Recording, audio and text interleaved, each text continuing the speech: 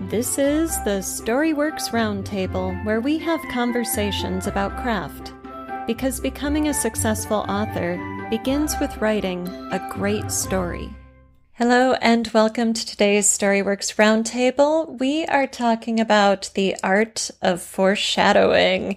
In other words, how do you hint at something to come without giving it away, without broadcasting it all to your readers? And later on in the show, we'll let you know what that is. Nicely done. Oh, Robert. All right. So do you guys try to foreshadow in the stories you write? Are you consciously thinking about that as you draft your stories? I don't think consciously. I think sometimes I look back and go, oh, that was brilliant. I don't know how I did that. But more often, I'm weaving it back in after I've kind of gotten to something that I'm, okay, now I need to go back and lay in a few clues to make it so it doesn't feel like it comes out of the blue. Right. Interesting. Okay.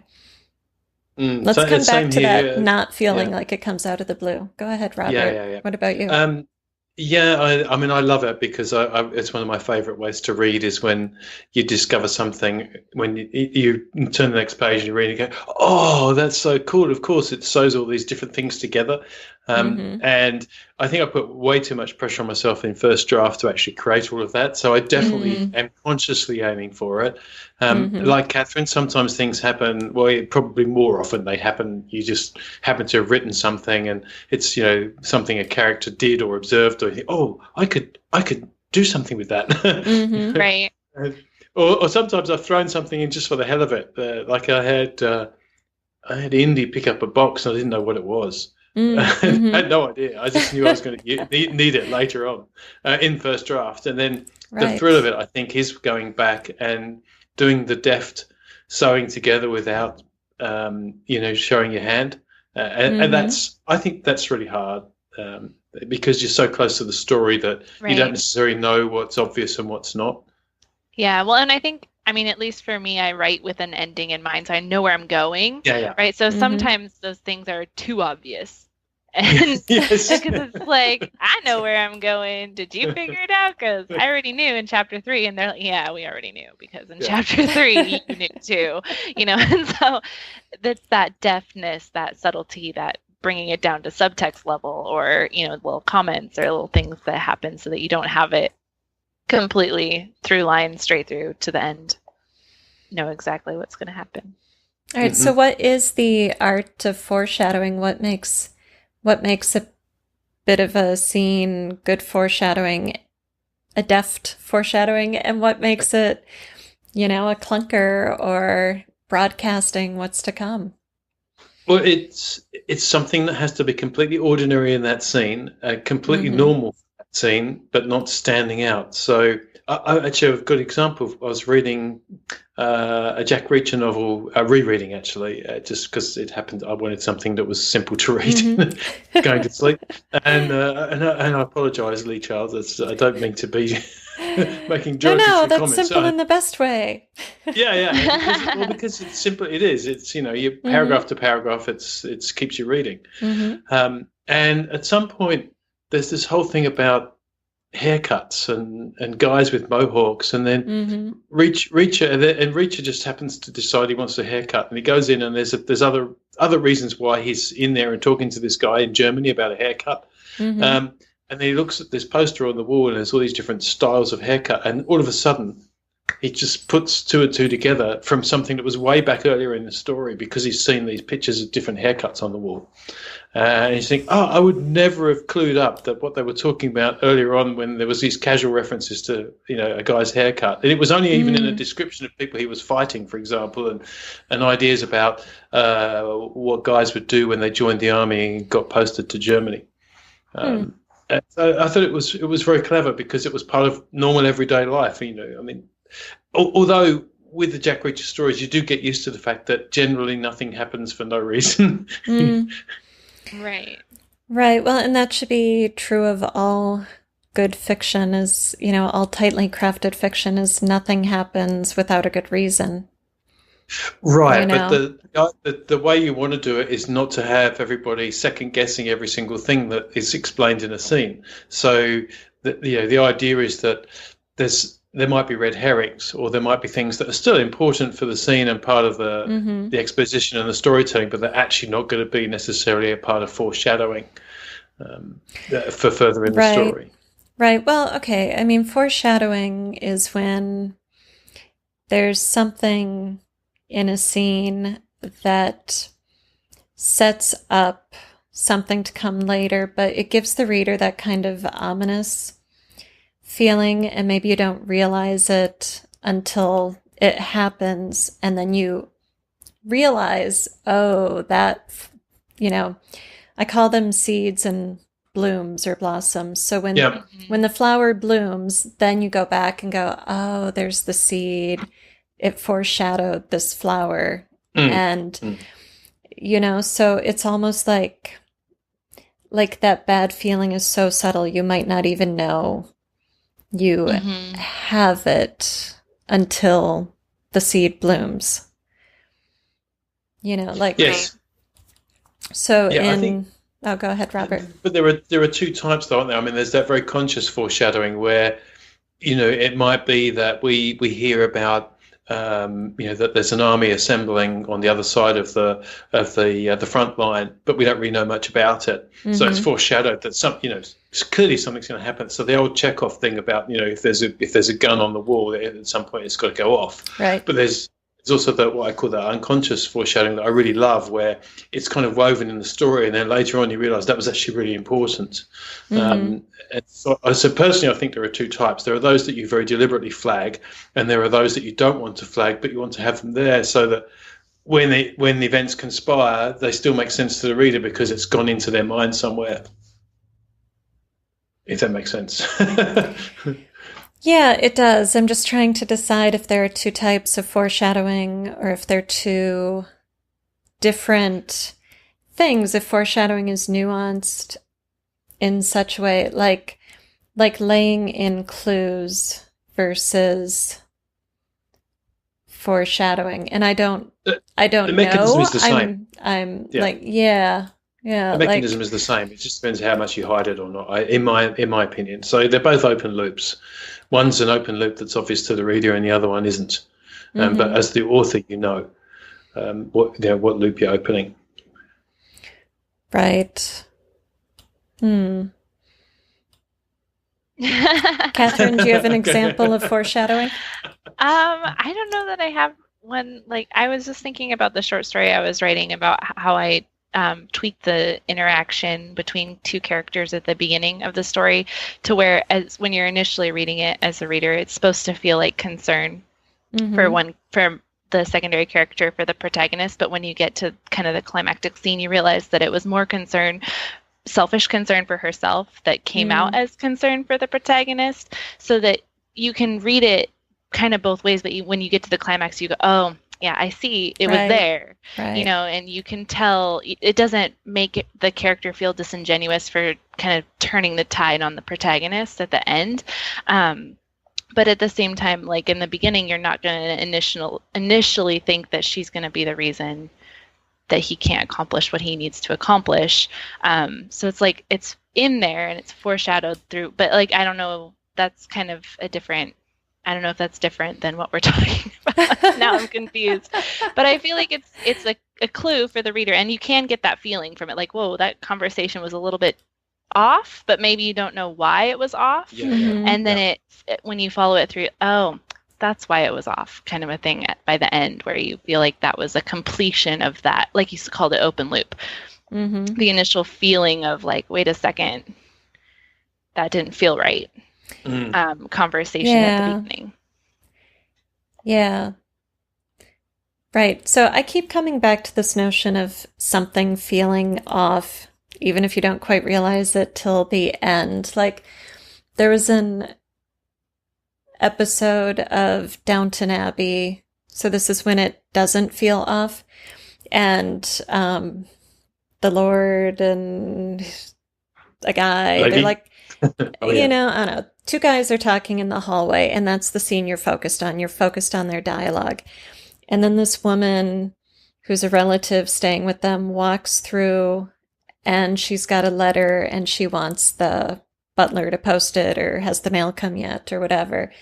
And I remember seeing that and thinking, why did they put that letter in there? The scene is about the men's dialogue. Why are we concerned with that? It was so throwaway. But then later on, a woman and a photographer were hired to try to trip up a young bridegroom and get pictures of him to break up a wedding. And as the mystery is unraveled, what we discover is that the woman with the envelope, she was mailing a check to the photographer she was hiring to trip up the bridegroom. So now that seed has bloomed, and you're like, oh. So that was planting that clue to make sense of the conclusion, to give us that evidence, but I'm not sure if it functions as foreshadowing because it didn't give me any sense of something to come, you know? Like, that's why I'm wondering if there are two different things. That's why I think, because I think there's some it's planted, but you don't know it's planted until it's delivered. It's like a depth charge. And, we used to teach this in presentation skills. We used to teach alluding to a lot of things when you open your presentation, and they're just slipped in. You don't even necessarily notice them, but you mark them out maybe a little bit when you're speaking. But then later on in your presentation, you refer back to them, and you've already given your audience a fleeting experience of something that then makes sense when you deliver it. And to me, it's partly the same. You're playing to the unconscious patterning that's within the reader's assimilation of your story as much as possible, because everyone's going to invent their own version of your story that you've told. So that's why I say I think some of them, you're weaving in, and it's the different. For me, it's the difference between when you're reading a book and you go, "Oh God, I didn't see that coming," but it totally makes sense, as opposed to, "Oh God, I didn't see that saying. Where the hell did he get that from?" Right. So you read, which is can be fun to read, but doesn't make it's not as thrilling as when you read something and you realize it just all of a sudden reverse knocked all the dominoes back to where you first started reading. Yeah, those are the books that make you want to reread them immediately, because you want to go back through and find the threads that now connect to that. And that's kind of the way that I think of foreshadowing a lot too, is those hidden things that are dropped in and you don't give them much credence as a reader initially, but then turn out to be important in some fashion or another. Yeah, and then the difficulty of doing that without, as you say, telegraphing. And there might be times, as I say, where I think you want to telegraph something, and maybe you want to telegraph something and it's a red herring. And so there's lots of reasons. To me, there's I think it's just part of storytelling is, throwing out these things, but you just don't do them randomly. You do them because you're heading somewhere with it. And some of them might be very obvious to the reader, and some of them might not until the loop is closed. Now we're all stumped. I'm still, we're all nodding. Food for thought. Right. Nod. Yeah, no, I didn't see that coming. Yeah. I don't know. I still just feel like there's a difference between laying in clues and foreshadowing. Like the Downton Abbey thing is laying in a clue so that when you find out the mother did it, you go, oh, right, that's what the letter was about. That was... Okay. Yes. Whereas, so like in Skog Hall, Tyler keeps playing with something in his jeans pocket. It's kind of a nervous habit of his. So that is foreshadowing that something is going to come to fruition with this thing in his pocket, but we don't know what it is. And, the reason he has this nervous habit is because he has PTSD, and then the thing in the pocket ends up being a pocket knife. And of course he uses it. And so big drama there. And I'm really not trying to be argumentative. I'm just processing this idea that I feel like there's a distinction, so at least. The distinction is, though, that the author who doesn't understand that is going to write about that as a character tick. and it will never eventuate to anything. Yeah. But you've used it as a part of character foreshadowing, as not even foreshadowing character, but you're starting to create some tension around it because you've referred to it a couple.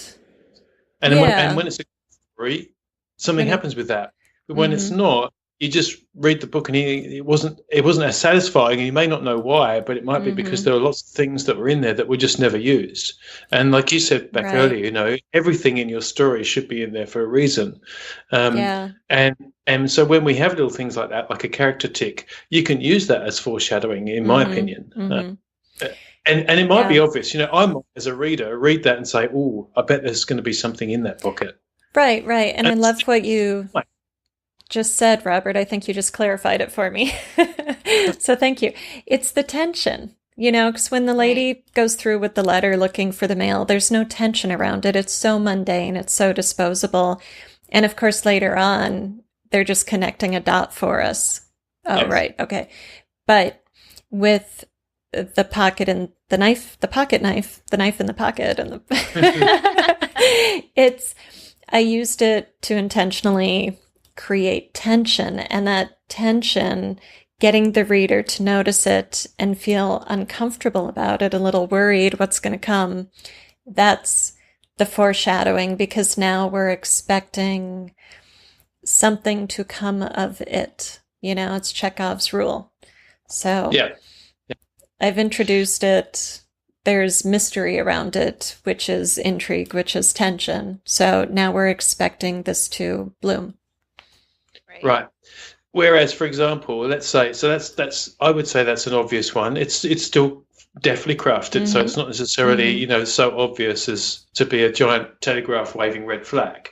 It's perfectly, as I said, it's ordinary in the scene. You expect a guy who's a bit fidgety like Tyler to have that kind of tick, and so it's fine. You don't necessarily think, oh, you know, there's going to be a big. It could just be that's who he is. So, for example, let's say I've got a character and they've,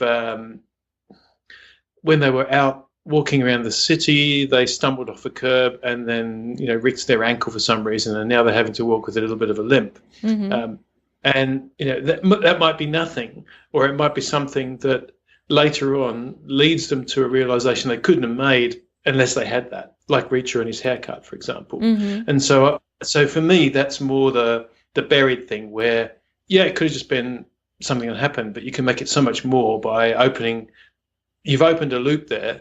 What's going to happen with the ankle? Is it just going to get better? Or is it just going to stop this guy from chasing someone he needed to chase? Yeah, okay, well, we all get that. Or could it be used for something that you just never saw coming? You go, oh, okay, you know, if that ankle accident hadn't happened. So maybe I'm thinking, you know, it's a very genre specific. Maybe it is more to do when you've got thrillers and mysteries that you find that kind of thing. Well, I mean, you find that in all genres. No, I think you use foreshadowing in all genres. You know, for me, like, no movement in a story should be random or wasted. So the guy who sprains his ankle, of course, that's going to be relevant later, you know, because he can't run fast or whatever. Right. So I'm going back to foreshadowing creates a sense in the reader that there's something coming. That's why we always say ominous foreshadowing, right? Because we have that sense that... What I'm saying, though, is that could make perfect sense in that scene. It could be that he sprains his ankle and then he gets empathy from the woman he's been chasing, right? So in the reader's mind, that's resolved. Right. But it's actually still an open loop for you as the author because you're going to use it later. And so that to me is foreshadowing at a very sort of clever level that I like to aim. I'm saying I'm good at it. I like to aim for that because it gives you the capacity to deliver those, oh my God, I didn't see that coming moment. And now that what seemed like a seemingly innocent moment has now been something that's deepened the story. And as Catherine said, makes you want to go back and reread and go, well, how the hell did they... You know, that all seems to make sense. And I want to go back and read all the clues, so to speak. Right, but if you don't see it coming, then it wasn't foreshadowed. That's a twist, you know? So it has to don't see it coming, don't see it coming, and it makes sense because everything gets sealed back in your mind. You've read it, but you don't know you've read it. Right, but that's not foreshadowed then. Well, to me, that is unconscious foreshadowing. Okay, I think you guys are talking about the same thing, but without really. Yeah, because I think what we're kind of, that tension piece is the piece that I think does connect these, but isn't being explored properly. Because I think that, like with the pocket knife, how many times, your reader maybe necessarily the first couple times doesn't think of that as a tension building thing, but when you get to that climax or that moment where he pulls the pocket knife out, they're like, I knew he had that pocket knife in there and I knew he was going to do something with it. And so and tripping on the curb, if your person is someone like a Jack Reacher and he twists his ankle, you're immediately going to be like, that could potentially kill him, because he can't run as fast. And so you have that in the moment. Maybe it's like, oh wow, he tripped and his ankle got twisted, and it was a perfectly understandable thing, but then it's going to be in the back of the reader's mind when that happens, oh my gosh, but he sprained his ankle. Like, that tension is still there. So I think sometimes it's a more subtle tension. But that's not foreshadowing. No, it is. It can be foreshadowing. Well, no, the spraining of the ankle maybe is not foreshadowing. Foreshadowing is showing us the shadow or the repercussion of what is to come before it comes. And so of course, if you sprain your ankle, you're going to use it later and it's not going to be wasted. You need continuity and you need relevance.